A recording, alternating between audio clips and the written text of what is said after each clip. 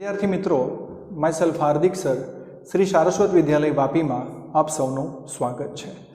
मित्रों, આપણે પ્રકરણ 5 માં આનુવંશિકતા ભિન્નતા જેનેટિક્સ માં આપણે લાસ્ટ ટાઈમ યુજેનિક્સ મનુષ્ય જનીન વિદ્યા વિશે વાત કરી હતી। આપણા લાસ્ટ લેક્ચરમાં મનુષ્ય જનીન વિદ્યા અને એ યુજેનિક્સની અંદર કેટલીક સમસ્યાઓ અને એની કેટલીક પદ્ધતિઓ વિશે વાતો કરી હતી કે મનુષ્યના ઘણી પેઢીનો અભ્યાસ કરવો ડિફિકલ્ટ છે, કારણ કે એનું આયુષ્ય વધારે છે એટલે પ્રયોગ લાંબો ચાલે છે અને એને ટૂંકમાં એને સ્ટડી કરવું થોડું ડિફિકલ્ટ છે।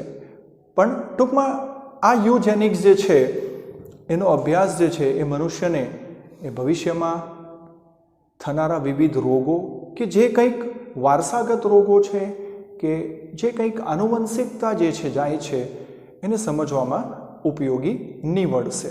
તો આજે આપણે મિત્રો થોડી વાત કરશું આગળ વંશાવળીના ચાર્ટના અભ્યાસ માટે વપરાતા ચિહ્નોની।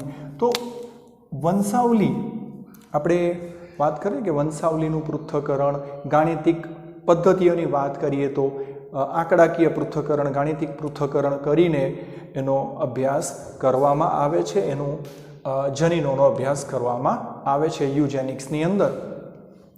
એ સિવાય આપણે તમને યાદ હશે કે રંગ અંધતા, હિમોફિલિયા, કેટલાક એવા રોગો પણ જોયા હતા, એની તમને મેં માહિતી આપી હતી, બરાબર છે। તો એ કેવી રીતે પેઢી દર પેઢી જાય છે, જઈ શકે છે, તો આના માટે કેટલાક વંશાવળીના ચાર્ટમાં અભ્યાસ માટે વપરાતા ચિહ્નોની આપણે આજે વાત કરીએ, જેના પરથી એમસીક્યુ બની શકે। તો ચિહ્નોને યાદ રાખજો, બે રીતે પ્રશ્ન આવી શકે।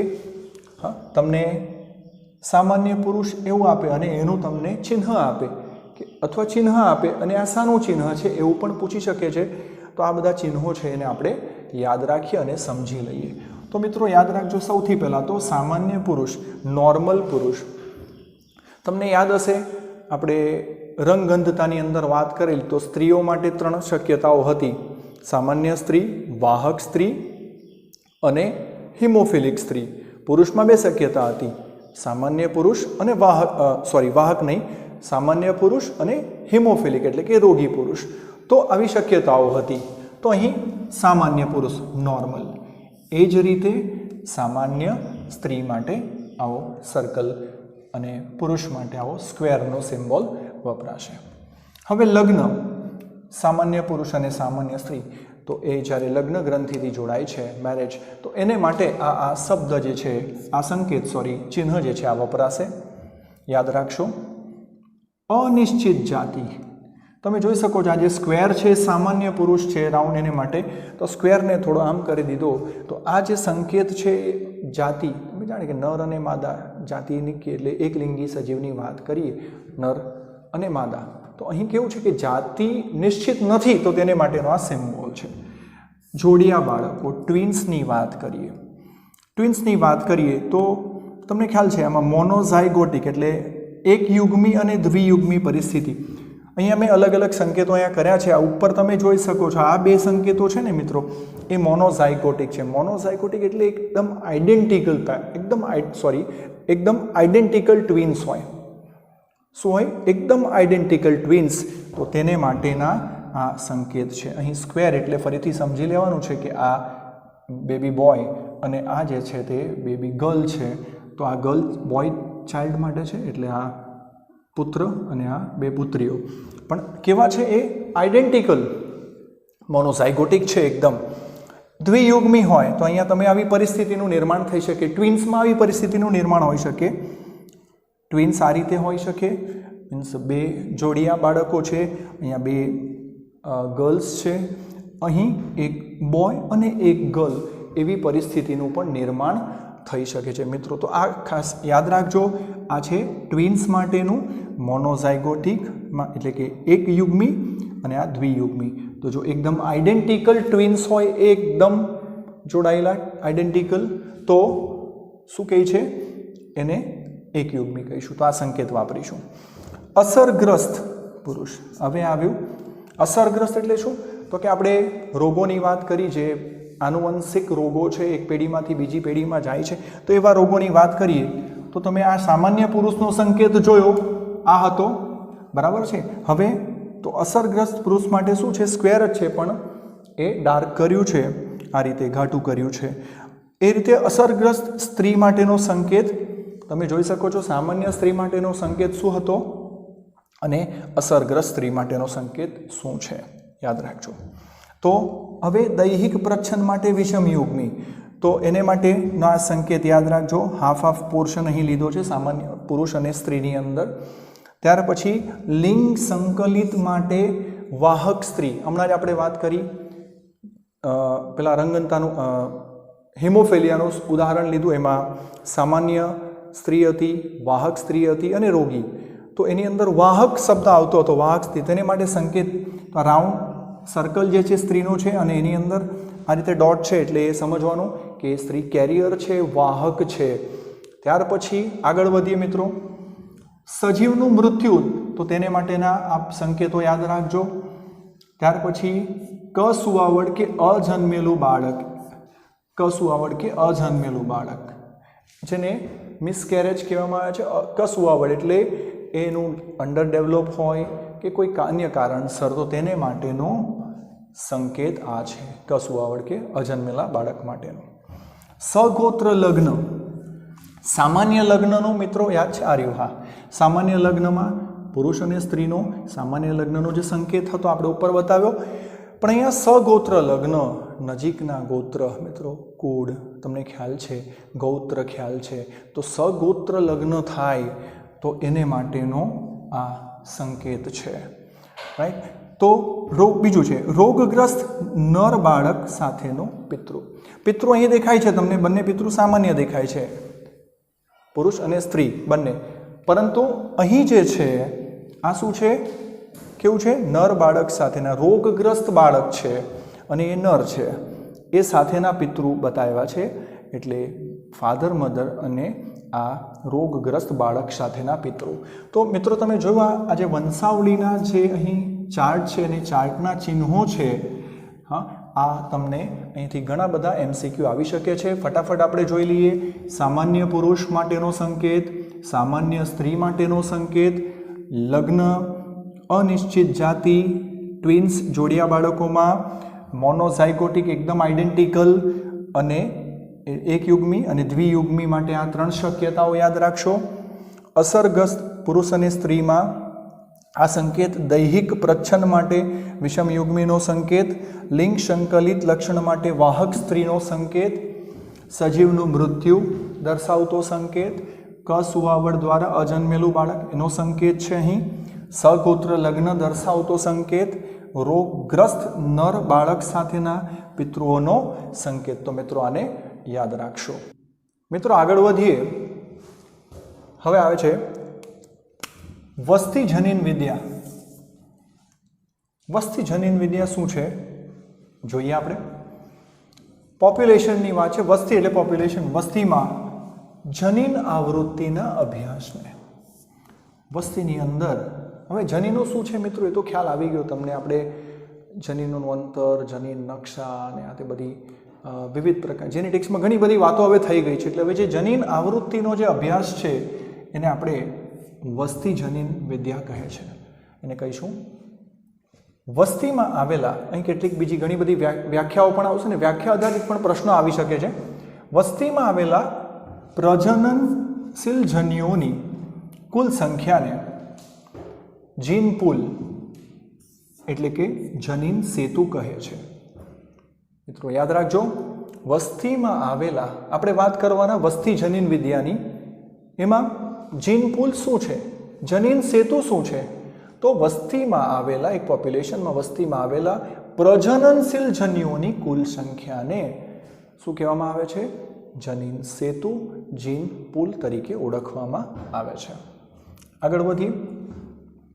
એક પ્રકારની વસ્તીમાંથી અન્ય પ્રકારની વસ્તીમાં, એક પ્રકારની વસ્તીમાંથી અન્ય પ્રકારની વસ્તીમાં વિરુદ્ધ ફલન દ્વારા જનીનના સ્થળાંતરણ થયું. કોનું? જનીનનું સ્થળાંતરણ, એને કહેવાય જીન ફ્લો, જનીન પ્રવાહ. મિત્રો બે વ્યાખ્યા અહીંયા સરસ મજાની આવી ગઈ વસ્તી જનીન વિદ્યાની અંદર, જીન પુલ એટલે કે જનીન સેતુ અને બીજું જીન ફ્લો. તો શું છે જીન ફ્લો? એક પ્રકારની વસ્તી છે, એક પોપ્યુલેશન છે, એક વસ્તી છે, એમાંથી અન્ય પ્રકારની વસ્તીમાં વિરુદ્ધ ફલન થયું. બરાબર છે, વિરુદ્ધ ફલન છે, વિરુદ્ધ ફલન દ્વારા જનીનનું સ્થળાંતરણ થયું. તો મિત્રો આ જે સજીવો છે એ અન્ય વસ્તીમાં જ્યારે જશે ને તો એમાં જેનેટિકલી ચેન્જીસ આવશે, કારણ કે અહીં વિરુદ્ધ ફલન થશે, અન્ય પ્રકારની વસ્તીમાં ગયા છે, માટે આ જે સ્થળાંતરણ થયું, જનીનનું સ્થળાંતર સજીવ દ્વારા થયું, કારણ કે એક વસ્તીમાંથી બીજી વસ્તીમાં જે તે સજીવ ગયો અને ત્યાં બની શકે ત્યાં સ્થાયી થયો, ત્યાંના સજીવ તેમની સાથે પ્રજનન થયું, એટલે જેનેટિકલી એમાં મોડિફિકેશન આવ્યું અને આને શું કહેવાય? જીનનો ફ્લો. એટલે સજીવ દ્વારા સજીવના જવાથી એના જનીનો પણ ત્યાં ગયા, એને કહીશું જીન ફ્લો, જનીન પ્રવાહ કહીશું. કોઈ હાનિકારક જનીનનું આગળ વાત કરીએ, કોઈ હાનિકારક જનીનનું વિષમયુગ્મી અવસ્થામાં વસ્તીમાં હાજર હોવું તેને શું કહેવાય છે? જીનેટિક લોડ કહે છે. ત્રીજી વ્યાખ્યા આવી મિત્રો, યાદ રાખજો કે કોઈ હાનિકારક જનીન, આપણે જોયા ને કે સારા જનીનો છે તેવા હાનિકારક જનીનો પણ હોય છે. તો હાનિકારક જનીનનું કેવી અવસ્થામાં? વિષમયુગ્મી અવસ્થા. હવે સમયુગ્મી વિષમયુગ્મી એ બધી વાતો આપણી થઈ ગઈ. તો વિષમયુગ્મી અવસ્થામાં જે તે વસ્તીમાં હાજર હોવો એને જીનેટિક લોડ તરીકે ઓળખવામાં આવે છે, કારણ કે એ જે છે આગળ નુકસાન કરી શકે છે. મિત્રો આગળ, વસ્તીમાં આવેલ જનીનના જુદા જુદા પ્રકારના જુદા જુદા પ્રકારના વૈકલ્પિક કારકોના કુલ પ્રમાણને જનીન આવૃત્તિ કહે છે. મિત્રો આપણે અત્યારે બધી વસ્તી જનીન વિદ્યાની વાત કરી રહ્યા છે, એમાં જુદી જુદી વ્યાખ્યાઓ આવી. તો વસ્તીમાં આવેલ જનીનનો જુદા જુદા પ્રકારના વૈકલ્પિક કારકો, જે અંદર વિકલ્પો છે, જે એના જનીનો છે, કારકો છે, વિકલ્પો છે, એનું કુલ પ્રમાણ, એના જે કુલ પ્રમાણને શું કહેવામાં આવે છે? જનીન આવૃત્તિ તરીકે ઓળખવામાં આવે છે. તો યાદ રાખજો, અહીં વ્યાખ્યા આધારિત પણ પ્રશ્ન આવે છે ઘણીવાર. તો આપણે વસ્તી જનીન વિદ્યામાં શું કીધું કે વસ્તીમાં આવેલ જનીન આવૃત્તિનો અભ્યાસને શું કહે છે? વસ્તી જનીન વિદ્યા. જીન પુલની ડેફિનેશન શું હતી? તો વસ્તીમાં આવેલા પ્રજનનશીલ જન્યુઓની કુલ સંખ્યા. વસ્તીમાં આવેલા પ્રજનનશીલ જન્યુઓની કુલ સંખ્યાને શું કહેવાય છે? જનીન સેતુ, જીન પુલ કહેવાય છે. જીન ફ્લોની વાત કરી, જનીન પ્રવાહની વાત કરી. એક પ્રકારની વસ્તીમાંથી અન્ય પ્રકારની વસ્તીમાં સ્થળાંતરણ થયું વિરુદ્ધ ફલન દ્વારા, જનીનનું સ્થળાંતરણ થયું સજીવના સ્થળાંતરણ દ્વારા, એને જીન ફ્લો, જનીન પ્રવાહ કહે છે. મિત્રો બીજું, જેનેટિક લોડની વ્યાખ્યા આપણે જોઈ. કોઈ હાનિકારક જનીનનું વિષમયુગ્મી અવસ્થામાં વસ્તીમાં હાજર હોવું. તો તમને પ્રશ્ન આપી દે મિત્રો, વ્યાખ્યા આખી ડેફિનેશન, આખું સ્ટેટમેન્ટ હોય અને નીચે ઓપ્શન આપે તો યાદ રાખશો, તો એને શું કહેવાય? જીનેટિક લોડ તરીકે ઓળખવામાં આવે છે. વસ્તીમાં આવેલ જનીનના જુદા જુદા પ્રકારના વૈકલ્પિક કારકોના કુલ પ્રમાણને શું કહે છે? જનીન આવૃત્તિ. આપણે વાત કરીએ જનીન આવૃત્તિનો અભ્યાસ એ તો શું છે? વસ્તી જનીન વિદ્યા. જનીન આવૃત્તિનો અભ્યાસ એટલે વસ્તી જનીન વિદ્યા, પોપ્યુલેશન જેનેટિક્સ છે. અહીં ઉદાહરણ દ્વારા આને સમજવાનો આપણે પ્રયત્ન કરીએ મિત્રો. તો સૌ ધ્યાન આપે. કોઈ વસ્તીમાં કુલ 100 વ્યક્તિ છે, MN પ્રકારનું રુધિર જૂથ ધરાવતા હોય, બરાબર? રુધિર જૂથ શું છે તમને ખ્યાલ છે? અને જેમાં 50 જે છે MM, 20 MN અને 30 જે છે NN ધરાવતા હોય, તો M અને N ની આવૃત્તિ શોધવાની છે. અહીં મિત્રો બરાબર ધ્યાનથી સમજો પ્રશ્નને. કોઈ વસ્તીમાં કુલ કેટલા વ્યક્તિ છે? કુલ 100 વ્યક્તિ છે. MN પ્રકારનું રુધિર જૂથ ધરાવતા હોય, જેમાં અહીંયા આપ્યું છે 50 MM વાળા, 20 MN, 30 NN ધરાવતા હોય, તો ઇન્ડિવિજ્યુઅલ M અને N ની આવૃત્તિ તમારે વ્યક્તિગત શોધવાની છે. અહીં તો આપણે જોઈએ કેવી રીતે ગણતરી થાય છે એની. તો તમે જોઈ શકો છો MM કેટલા છે? 50, MN 20, MN 30, સોરી NN 30. હવે કુલ M અને કુલ N જનીનને આપણે જોઈ લઈએ. હા, યાદ રાખજો. તો કુલ આ જે એમ જનીન છે એને કેવી રીતે ગણશું? તો 50, તો આપણે જોયા એમ 50 છે. ઓકે, 50 ગુણ્યા 2 લખ્યું છે. 50 ગુણ્યા 2 કેમ? તો એમ 50 અને વત્તા 20, કારણ કે એમએન ની અંદર પણ આ એમ છે એના 20, એટલે 50 ગુણ્યા 2 વત્તા 20 એટલે કેટલા થયા? 50 ગુણ્યા 2 એટલે 100, 100 વત્તા 20 એટલે 120. આ ગણતરી ખ્યાલ આવવી જોઈએ. એવી રીતે કુલ એન જનીન ગણવાના છે. તો એન જનીનને કેવી રીતે ગણશું? આ એન 30 છે એટલે 30 ગુણ્યા 2 કર્યા, બરાબર, અને વત્તા આ એન 20 એટલે 30 ગુણ્યા 2 વત્તા 20 એટલે 30 દુ 60 અને 60 વત્તા 20 એટલે કેટલા થયા? 80. તો ટોટલ મારીએ તો 120 અને 80 એટલે કુલ જનીન કેટલા થયા? 200. મિત્રો ભૂલ ન થવી જોઈએ, કાળજીપૂર્વક. કુલ એમ જનીન આપણે કેવી રીતે ગણ્યા? તો આ 50 mm છે એમાંથી 50 ગુણ્યા 2 કર્યા અને આ એમ અહીં પણ છે એટલે 20 એ લીધા અને એ જ રીતે એનની ગણતરી કરી. 30 છે અહીં, 30 ગુણ્યા 2 કર્યા અને વત્તા આ એનના આ 20 લીધા. તો ટોટલ થઈ ગયા કુલ જનીન અહીં 200. એમ જનીનની આવૃત્તિ ગણવા માટે આપણે સૂત્રનો ઉપયોગ કરીએ. એમ જનીનની આવૃત્તિ આપણે ધારીએ P બરાબર એમ છેદમાં એમ વત્તા એન. તો એમ કેટલો મળ્યો છે આપણે? એમ કેટલા છે? કુલ 120. સોરી, અહીંયા એમ, આ જે એમ કેટલા છે? 120, બરાબર. અને કુલ જનીન કેટલા છે? એમ વત્તા એન 200. હમણાં ટોટલ માર્યો ને આપણે 200. તો એનો શું ગુણોત્તર મળ્યો? જવાબ શું મળે છે આપણે અહીંયા? 0.6 આન્સર આવે છે, બરાબર. તો એમ જનીનની આવૃત્તિ શું મળી આપણને? 0.6. એ જ રીતે એન જનીનની આવૃત્તિ તો કે Q બરાબર એન છેદ એમ વત્તા એન. તો એમાં શું આવે છે? તો 80/200.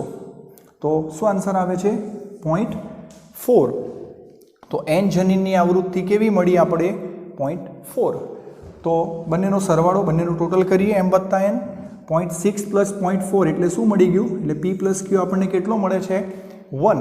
તો આપણે જે એમ અને એન જનીનની આવૃત્તિ શોધવાની હતી, એમની આવૃત્તિ અને એનની આવૃત્તિ આપણે અહીં મળી ગઈ મિત્રો. તો તમે આ તો એક ઉદાહરણ જોયું મિત્રો, આના પરથી પણ MCQ બની શકે છે. આ તો આપણે કોઈ વસ્તીમાં 100 વ્યક્તિ દીઠ ધાર્યું હતું, એમાં આની અંદર આંકડાકીય ફેરફાર આપીને કોઈ પણ પ્રકારનું ઉદાહરણ આવે, એના પરથી MCQ આવે, તો તમને આ રીતે એની ગણતરી કરતા આવડવી જોઈએ. પણ આ યાદ રાખજો, જે વસ્તી જનીન વિદ્યાની વાત કરી એમાં જે આ જીન પુલ, જીન ફ્લો, જીનેટિક લોડ શું છે, જનીન આવૃત્તિ શું છે, એની વ્યાખ્યા પણ ખાસ યાદ રાખજો અને આના પરથી MCQ આવી શકે છે. મિત્રો આગળ વધીએ, થોડા MCQ જોઈએ અને પછી આપણે ટોપિકમાં આગળ વધશું. MCQ લઈએ, જે આપણે ટોપિકો જોઈ ગયા છે અત્યાર સુધી. તો પ્રશ્ન છે, સૌ ધ્યાન આપે. સંલગ્નતાની વિરુદ્ધ કાર્ય કરતી ઘટના કઈ છે? મિત્રો સંલગ્નતા આપણે જોયું, એના ઉદાહરણો પણ જોયા હતા, આપણે એને ચાર્ટ દ્વારા પણ સમજ્યા હતા. તો ઓપ્શન જોઈએ, મુક્ત વિશ્લેષણ, વ્યતિકરણ, વિશ્લેષણ કે વિકૃતિ. સંલગ્નતાની વિરુદ્ધ છે. સંલગ્નતા જળવાયેલી રહે એટલે આપણે એવું સમજી લઈએ કે એક્ઝેક્ટ પિતૃ જેવા જ હોય તો જે સંલગ્નતા જળવાય, એવા આપણે રિઝલ્ટ, એવી સંતતિઓ મળે ત્યારે, બરાબર. તો એનાથી વિરુદ્ધ, તો કે એનાથી વિરુદ્ધ એટલે પુનઃ સંયોજન થવું જોઈએ. એનો મતલબ વ્યતિકરણની કંઈક ઘટના બને તો જ આવે, અને વ્યતિકરણની ઘટના બને તો જ નવા પ્રકારના સંયોજન મળે. એટલે અહીં ખાસ શબ્દને યાદ રાખજો, અહીં લખ્યું છે વિરુદ્ધ કાર્ય કરતી ઘટના એટલે વ્યતિકરણ. આપણે સંલગ્નતા શબ્દ સાંભળીને દોડી જઈએ અને તો ધ્યાનથી ન વાંચીએ, પણ સંલગ્નતાની વિરુદ્ધ છે એટલે વ્યતિકરણ થશે, અને વ્યતિકરણ થશે તો નવા પિતૃ જેવાની સાથે નવા સંયોજનો પણ મળે છે. આગળનો પ્રશ્ન લઈએ મિત્રો, ધ્યાન આપશો. સંપૂર્ણ સંલગ્નતા શેમાં જોવા મળે છે? સંપૂર્ણ સંલગ્નતા એટલે વ્યતિકરણ ન થતું હોય એવી વ્યાજ છે. ફરી પાછો શબ્દોની અહીંયા મારામારી, અગત્યનો શબ્દ છે સંપૂર્ણ. તો કે સાપમાં છે, પક્ષીઓમાં, માદા ફળમાખી, કે નર ફળમાખી? ફળમાખી એટલે ડ્રોસોફિલા, મેં તમને કીધું છે આગળ પણ. તો આમાં તો નહીં આવે, ફળમાખીમાં આવતું હતું એટલે અહીંયા થોડું વિચારવું પડે, માદા ફળમાખી કે નર ફળમાખી? તો મિત્રો જે મોર્ગને જે પ્રયોગ TH મોર્ગને જે પ્રયોગ કર્યા હતા ડ્રોસોફિલા પર, ફળમાખી પર, એની અંદર જ્યારે નર ફળમાખી જ્યારે હતી ને તો એની અંદર સંલગ્નતા જળવાતી હતી, વ્યતિકરણ ન થતું હતું એમના જ્યારે પ્રયોગની અંદર.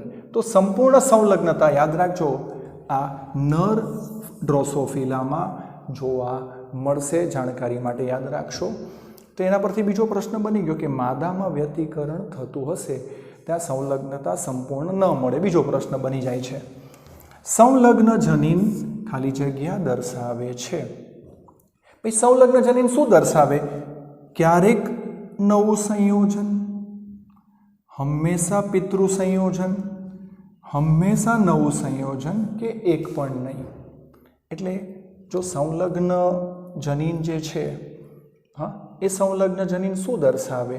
તો સંલગ્ન જનીન તમને ખ્યાલ છે કે હંમેશા પિતૃ સંયોજન ના બની શકે, સંલગ્નતા તૂટી પણ શકે. હંમેશા નવું સંયોજન ના, એ પણ નથી. એટલે એ ક્યારેક નવું સંયોજન દર્શાવી શકે, કારણ કે સંલગ્નતા તૂટી શકે અને વ્યતિકરણ થઈ શકે. તો એ ક્યારેક નવું સંયોજન. સરસ પ્રશ્ન છે મિત્રો. આગળ વધીએ. લિંગ નિશ્ચયન માટે જવાબદાર પરિબળ. લિંગ નિશ્ચયનની વાત કરી એટલે કે નર કે માદા બનવું, સંતતિમાં નર કે માદા તરીકે આવવું. તો પરિબળની વાત છે અહીંયા. તો જનીનિક પરિબળ, કોષીય પરિબળ, પર્યાવરણીય પરિબળ કે આપેલ તમામ પરિબળો. જનીનિક પરિબળ તો છે, કોષીય પરિબળો બી હોય.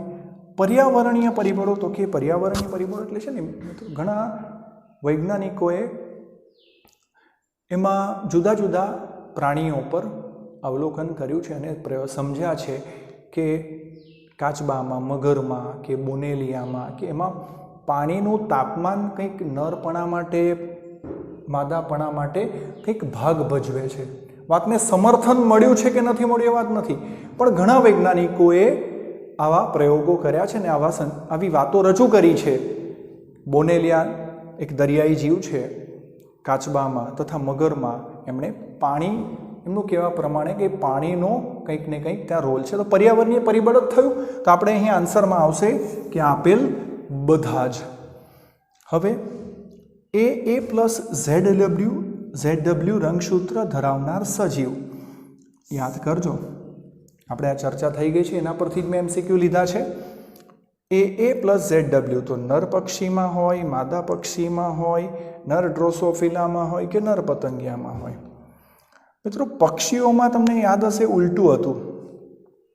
પક્ષીઓ, આપણે મનુષ્યની વાત કરેલી લિંગ નિશ્ચયન માટે, તો XX અને XY એટલે માદા સમયુગ્મી, નર વિષમયુગ્મી હતા.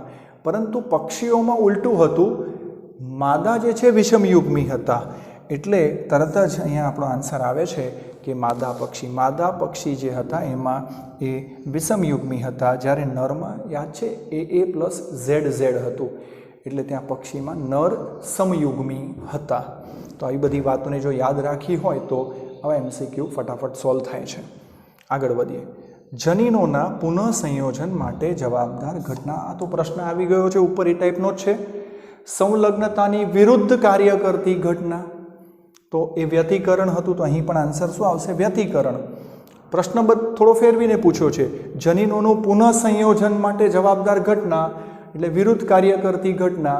તો પુનઃસંયોજન ક્યારે થાય? તો કે સંલગ્નતા તૂટે ત્યારે થાય. તો સંલગ્નતા તો એ ક્યારે થાય? તો કે વ્યતિકરણ થાય તો એ ઘટના. પુનઃસંયોજન વાળી સંતતિ મળે, નવા સંયોજનો મળે.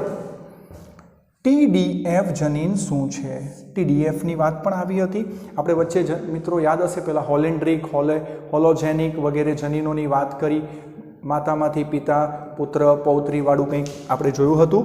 ટેસ્ટિસ ડિફરન્શિએટિંગ ફેક્ટર ઓર ટેસ્ટિસ ડિટરમાઇનિંગ ફેક્ટર જે છે, જે શુક્રપિંડમાં રૂપાંતરણ થવાની વાત છે. જનનપિંડ હોય છે, એ જનનપિંડ શુક્રપિંડ બનશે કે અંડપિંડ બનશે તેના વિશે મેં વાત કરી હતી કે તો એ TDF જનીન X રંગસૂત્ર પર રહેલ જનીન છે, પ્રોટીનમય કારક છે, Y રંગસૂત્ર પર રહેલ જનીન છે કે આપેલ એક પણ નહીં. તો મિત્રો યાદ કરજો, આન્સર શું આ છે અહીં? એ વાય રંગસૂત્ર પર રહેલ જનીન છે. તો TDF જનીન શું છે એવો પ્રશ્ન પણ આવી શકે ને, અને ફેરવીને પણ પૂછી શકે વાય રંગસૂત્ર પર રહેલ જનીન નીચેમાંથી કયું એની સાથે સંકળાયેલ? તો TDF જનીનને યાદ રાખજો. રંગસૂત્રની 10 જોડ ધરાવતા કોષમાં સંલગ્નતા સમૂહની સંખ્યા કેટલી? તો રંગસૂત્રોની 10 જોડ છે, માટે સંલગ્ન સમૂહ પણ કેટલા થશે? અહીં 10 થશે. તો મિત્રો તમે જોયું કે આપણે જે કંઈક ચર્ચા થઈ એમાંથી ક્યાંથી MCQ બને છે, સંલગ્નતામાંથી MCQ કેવી રીતે બન્યા, વ્યતિકરણ સંબંધિત બન્યા, બરાબર. ફળમાખી એટલે ડ્રોસોફિલા પરથી પણ અહીં MCQ બન્યા છે. મિત્રો આ તો આપણે થોડા MCQ લીધા, આવા ઘણા બધા MCQ બની શકે. તો થિયરી પોર્શનને જ્યારે વાત થાય છે એને ખૂબ ધ્યાનથી લાઇન ટુ લાઇન વાંચવી, અને તો જ તમે આવા MCQ સોલ્વ કરી શકશો.